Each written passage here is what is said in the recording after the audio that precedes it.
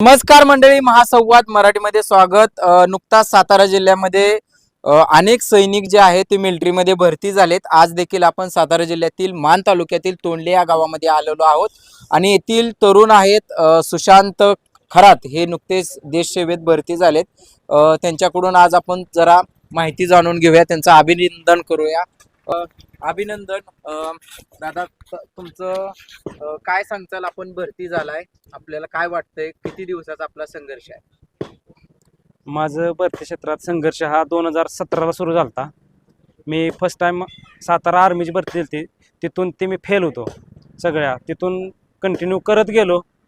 करत अशा कितीतरी भरती आल्या की काय फायनल मेरिटपर्यंत गेलो. 1 ते 2च फायनल मेरिटमध्ये गेलो असेल, नाहीतर एक टोटली भरती माझ्या सगळ्या फेलच गेल्या. हा माझा एक म्हणजे अजून तशी लिस्ट काढली नाही मी, पण एक 15+ अटेम्प्ट असेल हा माझा. 15+ अटेम्प्ट असेल. म्हणजे अजून मी लिस्ट काढली नाही तशी की कोणते. शेवटच्या अटेम्प्टमध्ये माझं SSC मार्फत घेण्यात आलेल्या SSC GD 2025 त्याच्यात CRPFमध्ये माझी निवड झाली. मला CRPF आवडत होती, CRPFच भेटली देवाच्या ह्यानं, सगळ्यांच्या आशीर्वादानं. खरं तर तुमच्या वडिलांचं निधन झालं. वडील असतं तर रात्री कसं वाटलं असतं गावात ज्यावेळेस तुमची मिरवणूक झाली?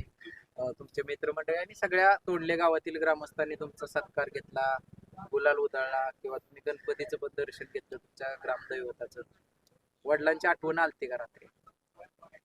तर तसं खरं सांगायचं म्हणजे 2003 मध्ये मी खूप लहान होतो. वडील काय असतात हे मला माहीतच नाही. म्हणजे आईनं ते कधी माहीतच होऊन दिलं नाही. त्यामुळे मला आठवण वगैरे काहीच नाही आलं रात्री.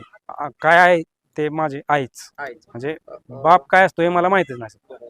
कसं वाटलं रात्री ज्यावेळेस एवढ्या दिवसाचा संघर्ष होता, ज्यावेळेस सत्कार झाला आणि तुमचे सगळे मित्रमंडळी वगैरे होते? तर भारी वाटलं की म्हणजे मला माहीतच नव्हतं की ह्यांनी एवढं सगळं नियोजन केलं.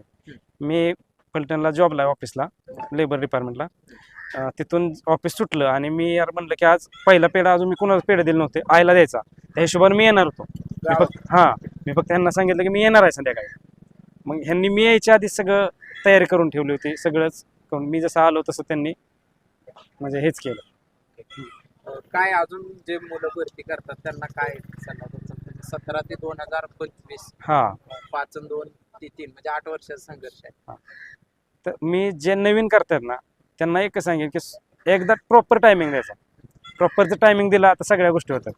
म्हणजे भले कमी जास्त वेळानं यश भेटेल किंवा बायचान्स कोणाला नाही भेटणार, पण जर प्रॉपर टायमिंग दिला होऊन जातात गोष्टी. सगळं होतं आणि सगळं घडून येतं. हे होते सुशांत खरात. त्यांची नुकतीच भरती झालीत.